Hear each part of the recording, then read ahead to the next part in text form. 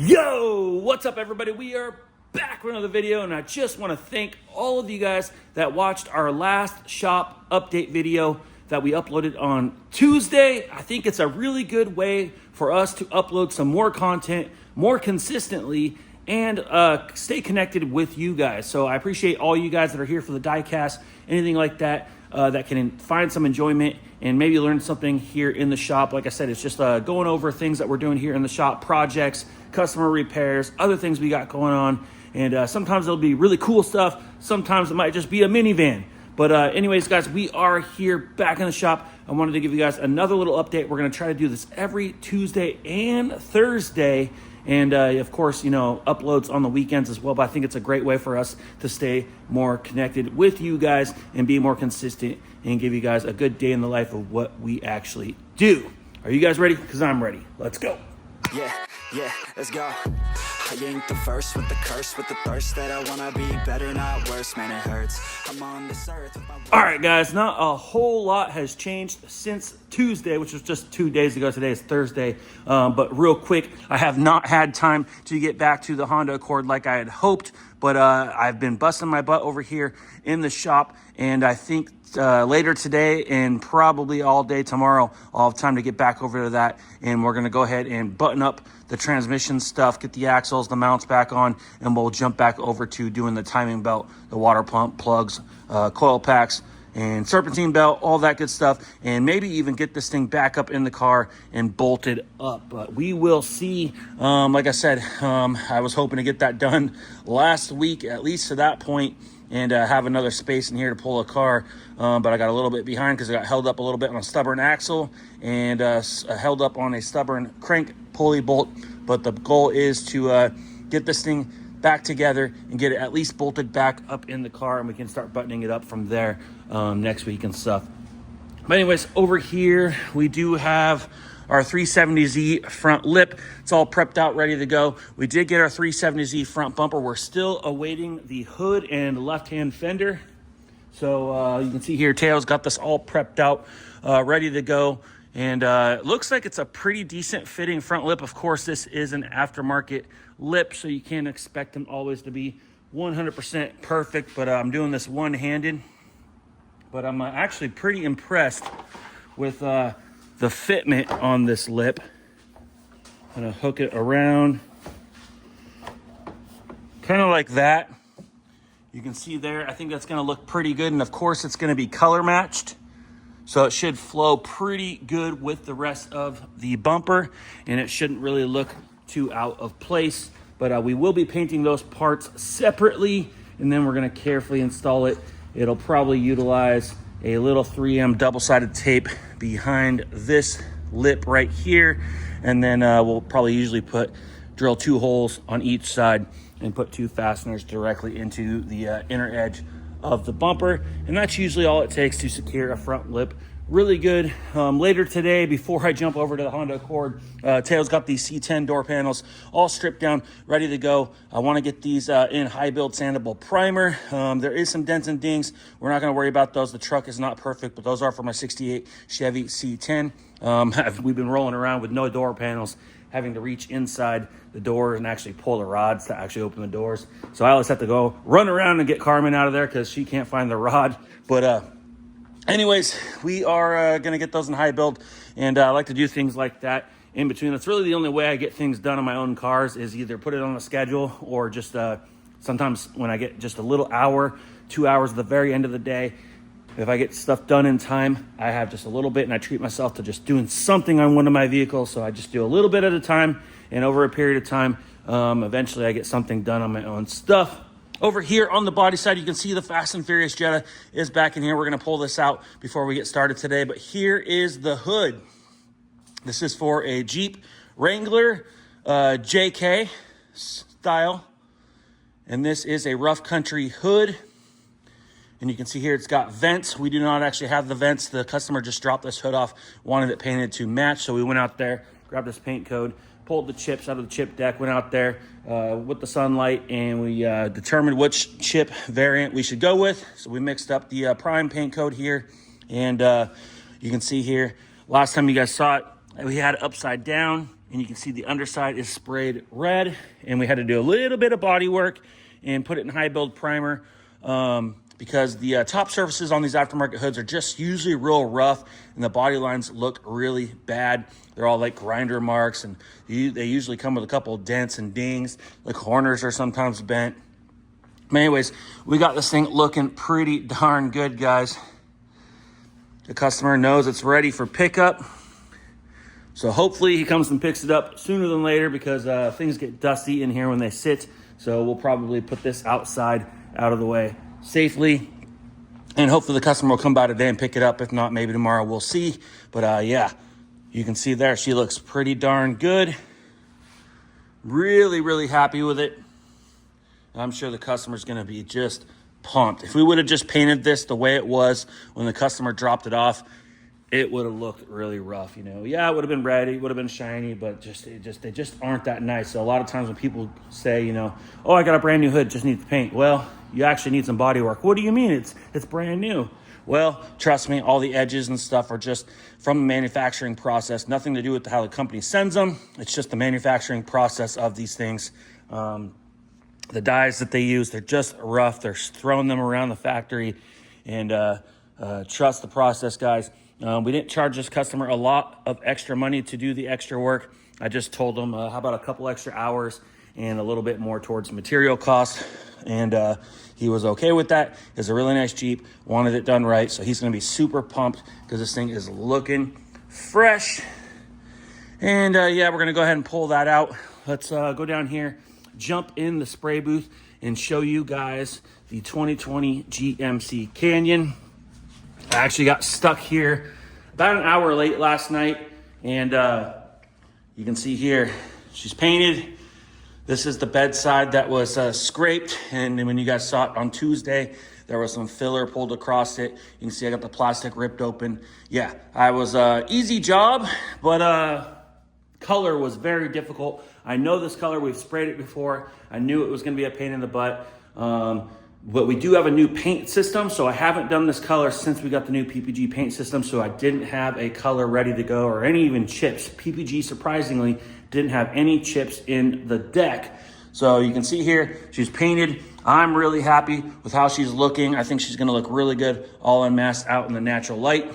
But yeah, we did have to fully paint this because the damage did pretty much go to about there, but there was a dent right here under the PPF film, so we're gonna replace that PPF film, stick the 4x4 emblem back on. We got a brand new tail light. We're gonna reinstall the rear bumper and do a little cut and buffing on this thing and get it unmasked. We're actually gonna run this thing through full detail. We're a detail shop here as well, and a lot of times when customers get their cars fixed and they find out that we do detailing, they ask to just go ahead and detail it up. And right now it's detail season. We're going into spring here, and everybody wants to get their cars cleaned up from the winter.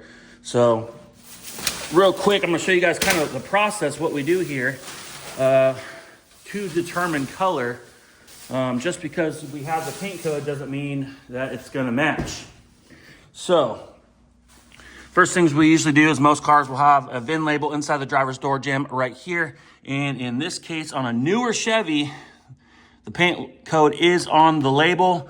A lot of times in the older Chevys, they were in the glove box, center consoles, sometimes the trunk. But there you can go. You see the 621D, and this is a GM 2020. We don't even really need to know that information. But 621D, and we're gonna put WA in front of that. It's just what you do for the GM paint code. So we're gonna come over here to the computer screen. And guys, I cleaned the screen earlier, and suddenly my touch screen does not work. You can see it does like a little something, but it won't let me click. I don't know what I did, guys. If you guys know what I did here on the mirrored touch screen, let me know.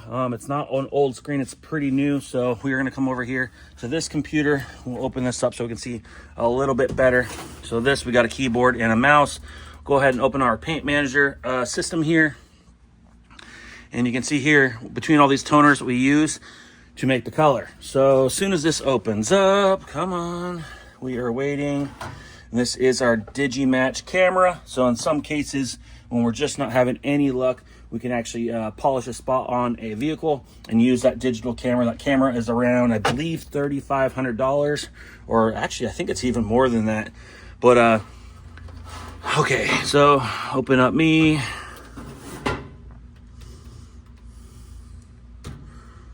Log in. Okay, so the first thing we would do is type in WA621D. You can see here, I already have it typed in previously. So we'll go ahead and open that up. You're gonna get all these variances.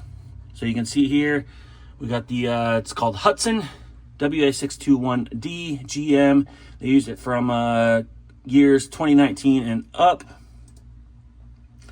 And you can see here that this is the formula. So these are all the toners that will make this color. That is for 1 fluid ounce. You can change the amounts, but that is the prime paint code. So even though there's different formulas, there's 4 different variations of that color in the system. Now, that doesn't mean you can't tint the color. And that doesn't mean there's other shades from other manufacturers of paint. But for us, we went ahead and unfortunately, usually there's a little chip deck icon under each one, or at least 2 or 3 of them.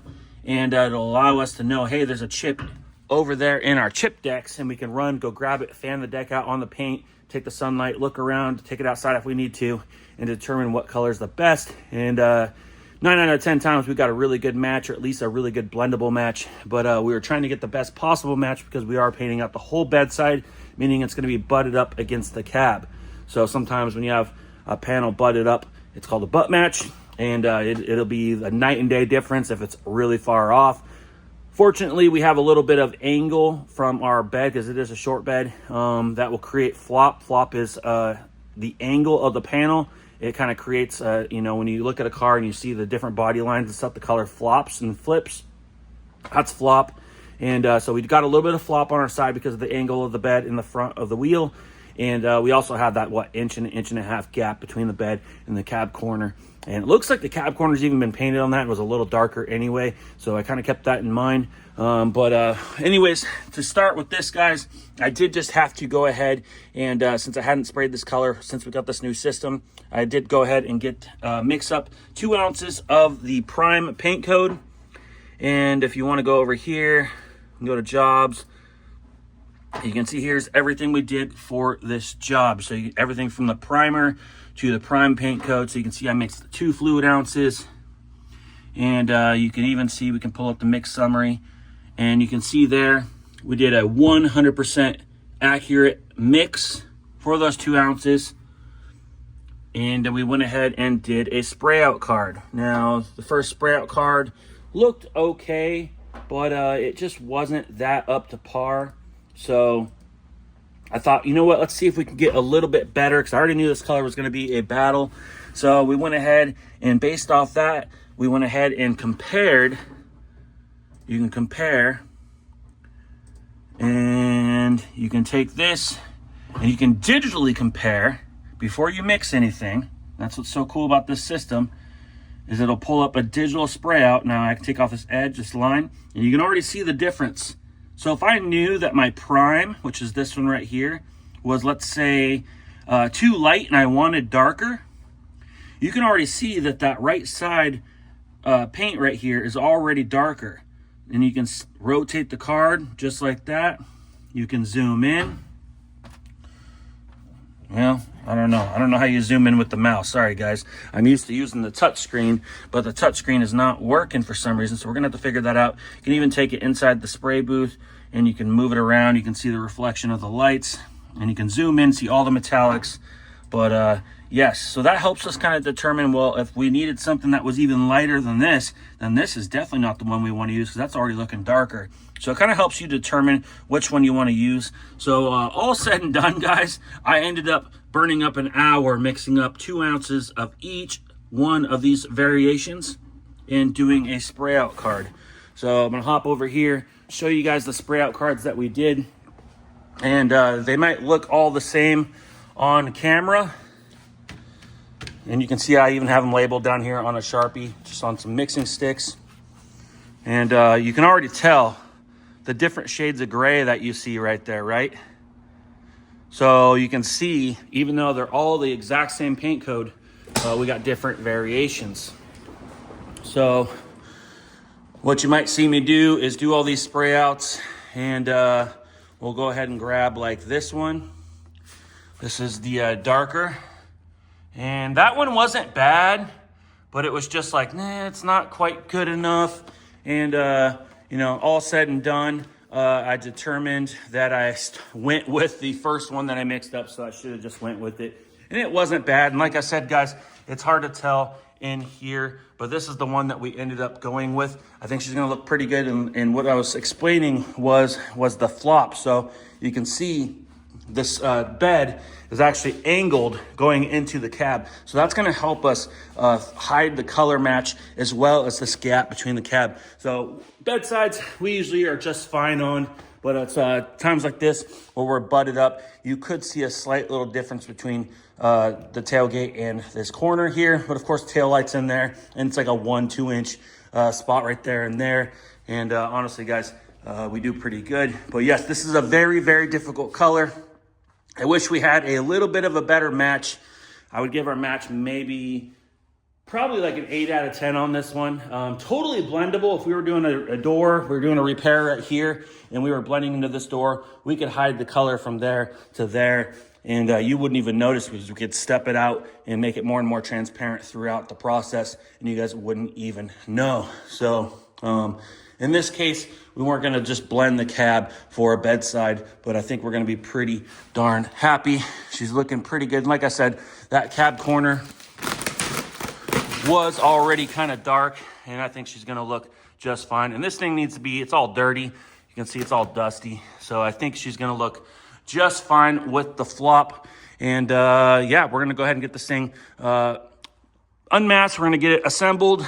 We're gonna detail this bedside out a little bit, which means we're gonna wet sand it, buff it, polish it, and then we're gonna go ahead and wax the vehicle. We're gonna go ahead and do the interior, get it all clean, wipe the jams out, clean the wheels, tires, and get this thing ready for pickup here at the end of the day. And if he doesn't pick it up today, probably first thing tomorrow. But yeah, that is the plan today, is get this all done, and the Jeep hood's ready to go. And I think I'm gonna have a little bit of time here this afternoon. We're gonna prime those C10 door panels, and then I'm gonna hop over there on the Honda and get that thing going. We really want to get that motor back up in there sometime, probably tomorrow. So hopefully that is the plan, unless something falls into my lap and screws my day up, like happens most of the time. But yes, this was a struggle. I was here an extra hour yesterday, so it was about let's see here, probably about a 12-hour day for me, which is pretty normal. I do about anywhere from 10 to 12 hours a day every day. I always thought it would be cool to become self-employed so I could work 4 10s, and then I realized I was now working 5 10s or more. But that's okay. Love what I do. But yes, this color is a rough one. We're going to go ahead and label all these spray out cards, and we're going to put these in our spray out deck library. If he comes back in the future, we will have all his information, everything that we used. You'll be able to look back at what we mixed and determine what we used, so we know exactly what color. Or we might go, you know what, we didn't really like that color last time, let's try a different one. But regardless, now we're going to keep these, we're going to label them, we're going to put them up here in our spray out decks. You can see all the colors here that we have saved. Now a lot of those are from our previous paint system that we used, so we did start a new deck here. We're going to keep all these on file, so that way in the future we don't have to waste that hour burning up on this color. You know, they use this color on different makes and models, and we'll be able to pull that those chips out, hold them up, and determine right away which one we want to use. Or we have to go back to the drawing board, maybe even use the scan camera and determine if there's something better out there that matches. But this is a really weird color because it has like a pinkish purple pearl to it over like a gray. Super odd. But anyways, guys, let me know what you guys think down in the comments. I appreciate all you guys watching the videos and supporting the channel, of course. Anything from Diecast to the stuff that we do here in the shop. And my lighting is changing so much. But yes, we're going to go ahead. I'm going to pull this out. I'm going to get this out of here. And we're going to assemble that, get this thing going. We need to get this stuff out of here, get paid, move down the road. We got new stuff coming in first thing Monday morning. Anyways, like, comment, hit that subscribe button, and we'll see you on the next one. Ooh, like LeBron, though, or like Lonzo. Ooh, I'm a baller, yeah, shot caller, yeah.